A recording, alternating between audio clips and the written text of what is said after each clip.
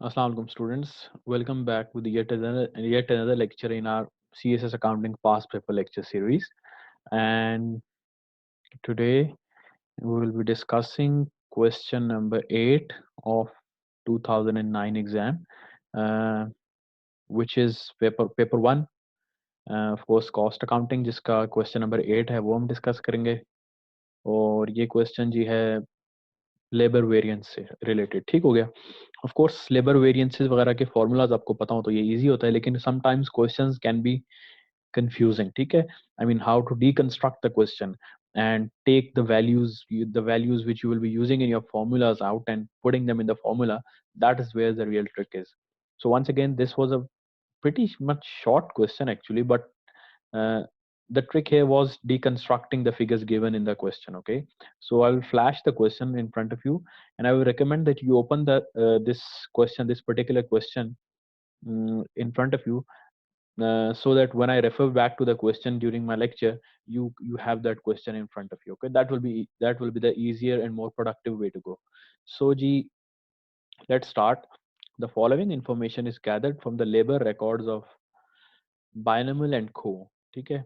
Labour record जितने भी थे इस कंपनी के, उसके रिकॉर्ड से हमें ये चीजें पता चली हैं. क्या जी? Payroll allocation for direct labour is 1,31,600. अब आपको पता है कि पेरोल वहाँ पे उसमें डिफरेंट टाइप के लेबर होते हैं. लाइक डायरेक्ट लेबर होते हैं जो डायरेक्ट मैन्युफैक्चरिंग पे काम कर रहे होते हैं. उसके अलावा आपके क्लरिकल स्टाफ होता है, सुपरवाइजर्स होते हैं. बट उस पेरोल जो आपकी पेरोल सिस्टम है, आपका जो पेरोल रिकॉर्ड कर रहे हो, जिस पे आप चीजें सारी रिकॉर्ड कर रहे हो, उस पे हमें सिर्फ दी गई हैं दिस डायरेक्ट लेबर. हमने वहां से सिर्फ वो एक्सट्रैक्ट की है. ठीक हो गया. और डायरेक्ट लेबर की कॉस्ट है 1,31,600. Then time card analysis shows that 9400 hours were worked on production lines. ठीक है. अब वंस अगेन ऊपर डायरेक्ट लेबर हमें दिया गया है, टोटल उसकी अमाउंट. तो यहाँ पे भी हमें प्रोडक्शन लाइंस दिया गया है. ठीक है. कि एक्चुअली डायरेक्ट लेबर ने कितने घंटे काम किया है, और उसने कितने घंटे काम किया है, 9400 आवर्स. ठीक हो गया. अब ये 9400 आवर्स एक्चुअली उन्होंने काम किए लेबर ने. और ये हमें कहाँ से इंफॉर्मेशन पता चलती है?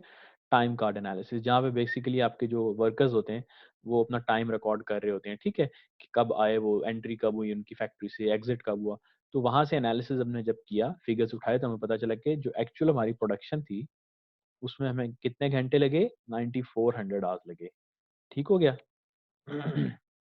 अच्छा जी, नेक्स्ट चलते हैं. जो ये remember this is question. Okay, ये हमें क्वेश्चन में इंफॉर्मेशन दी गई. अच्छा, नेक्स्ट है जी प्रोडक्शन रिपोर्ट्स. अब हमारे पास आएंगे जी प्रोडक्शन रिपोर्ट्स. ठीक है.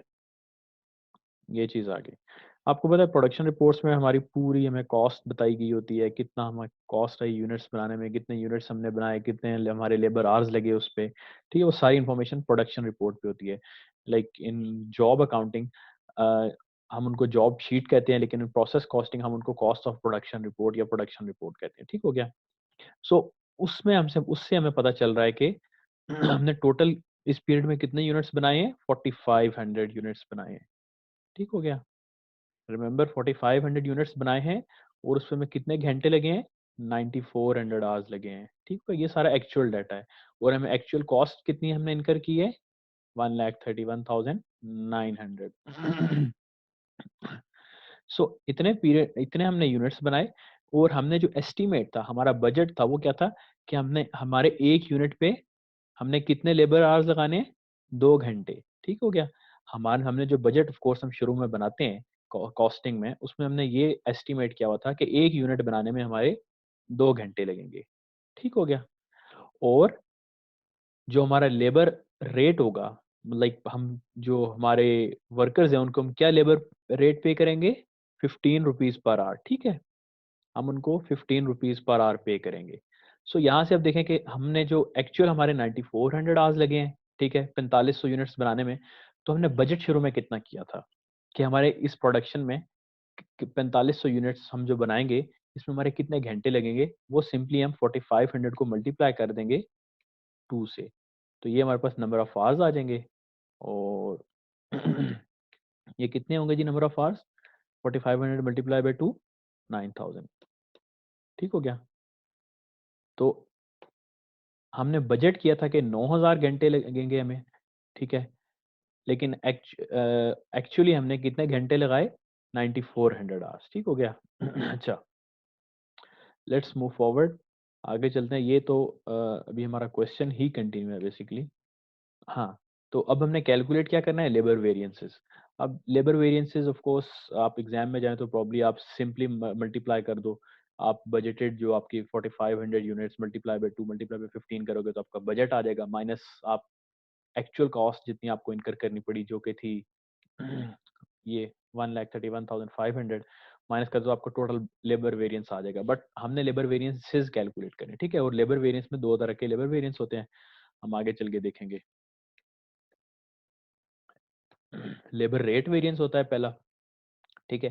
अच्छा, लेबर रेट वेरिएंस क्या होता है, ये बेसिकली होता है कि आपकी जो बजटेड टोटल लेबर एक्सपेंडिचर था उससे एक्चुअल लेबर एक्सपेंडिचर ज्यादा या कम हुआ है, उसकी वजह क्या थी कि आपने पर आवर जो लेबर रेट था आपका वो ज्यादा या कम था, ठीक है, इसीलिए हम इसे कहते हैं कि ये है लेबर रेट वेरिएंस, ठीक हो गया। अच्छा, नेक्स्ट इसका फॉर्मूला ये है जी, एक्सक्यूज मी। अच्छा, एक्चुअल आवर्स कितने लगे हमारे, ठीक हो गया, वो हमारे लगे थे 9400 आवर्स, एंड एक्चुअल रेट, ठीक है, एक्चुअल हमने कितना रेट पे किया है अपने वर्क फोर्स को पर आवर, और स्टैंडर्ड रेट हमने कितना एस्टिमेट किया था कि हम इतना पर आवर पे करेंगे। इन दोनों का जो डिफरेंशियल है वो of course labour rate variance होगा, ठीक है, और इसको हम ये याद रखिएगा मल्टीप्लाई हमेशा एक्चुअल आवर से करेंगे, क्योंकि इसका इम्पैक्ट जो देखना है हमने कि यार रेट की वजह से कितना हमारा टोटल बजट इफेक्ट हुआ है, वो हम एक्चुअल आवर से ही मल्टीप्लाई करेंगे तो हमें पता चलेगा, ठीक हो गया। तो यहाँ पे स्टैंडर्ड आवर से नहीं मल्टीप्लाई करना है, एक्चुअल आवर से मल्टीप्लाई करना है, ठीक हो गया।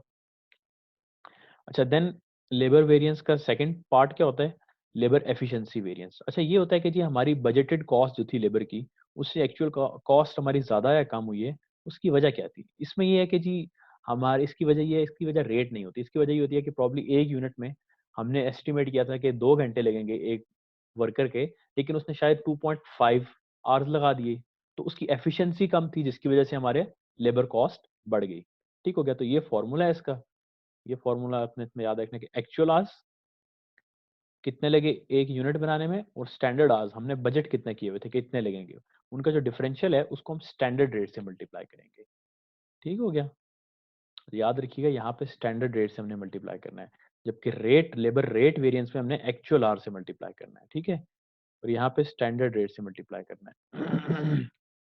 क्योंकि हम एफिशिएंसी देख रहे हैं ना कि लेबर की एफिशिएंसी कितनी है, ठीक है, as compare to our original budget, ठीक है, तो उसके लिए हम उसमें रेट स्टैंडर्ड ही लेंगे, ठीक है, जो हमने ओरिजिनली रेट बजट किया था जो कि स्टैंडर्ड रेट था उसके उससे हम कंपेयर करेंगे डिफरेंस इन द आवर्स, ठीक हो गया।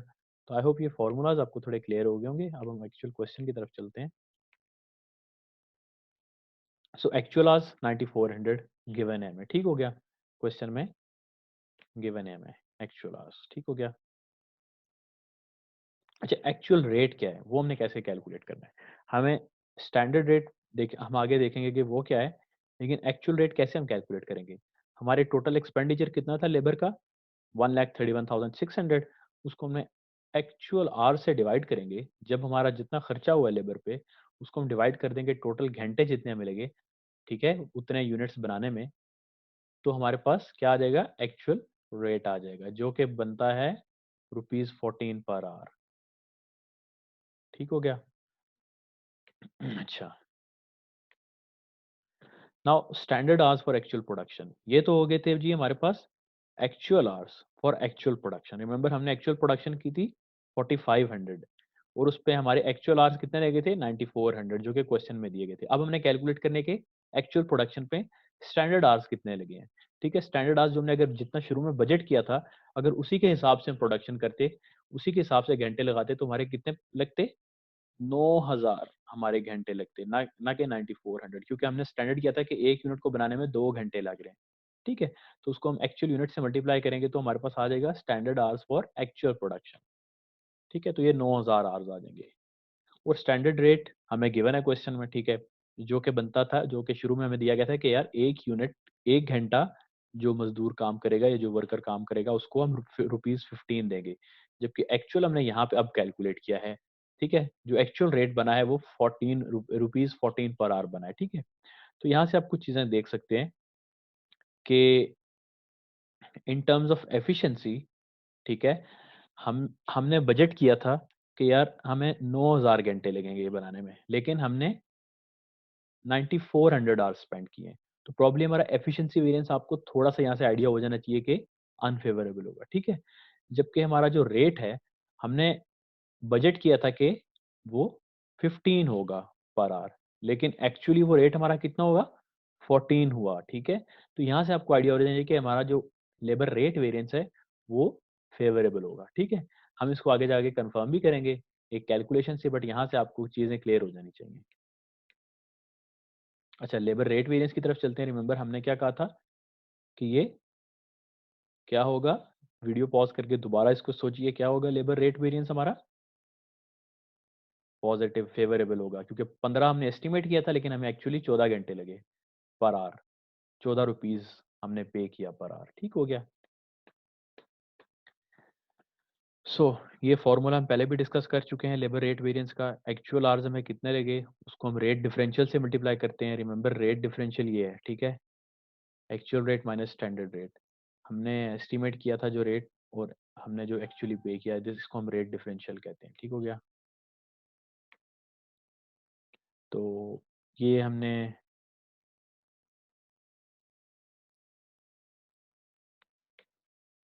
स्टैंडर्ड हमने इतना किया हुआ था कि यार हम ₹15 पर आवर पे करेंगे, लेकिन हमने ₹14 असल में पे किया। और एक्चुअल रेट हमारे एक्चुअल लेबर आवर्स जो थे वो कितने लगे, 9400 लगे थे। ठीक है, जो कि ऑफ कोर्स गिवन था। तो ये हम इसको हमने सिंपल कैलकुलेट किया तो हमारा लेबर रेट वेरिएंस जो आ गया वो फेवरेबल आ गया, कितना, 9400 रुपीज़। और मैंने आपको बताया था कि हमें पहले ही पता चल गया था कि लेबर रेट वेरिएंस हमारा फेवरेबल आएगा, क्योंकि हमने एक्चुअल जो हमने रेट पे किया है वो कम पे किया है। बजटेड था कि हम पर घंटा रेट पे करेंगे 15, लेकिन हमने एक्चुअली पे किया है 14। अब इसकी डिफरेंट वजूहात हैं, वो हम आगे जाके डिस्कस कर लेंगे कि ये क्यों डिफरेंट आता है, ये लेबर रेट वेरिएंस होता है, ये फेवरेबल या अनफेवरेबल होने की वजह क्या होती है। अब लेबर रेट वेरिएंस की एक्सप्लेनेशन देख लेते हैं, चलें। The labour rate variance measures the difference between the actual and expected cost of labour, जो कि हम बात कर चुके हैं। एक्सपेक्टेड कॉस्ट ऑफ लेबर यानी स्टैंडर्ड कॉस्ट जो हमने की थी।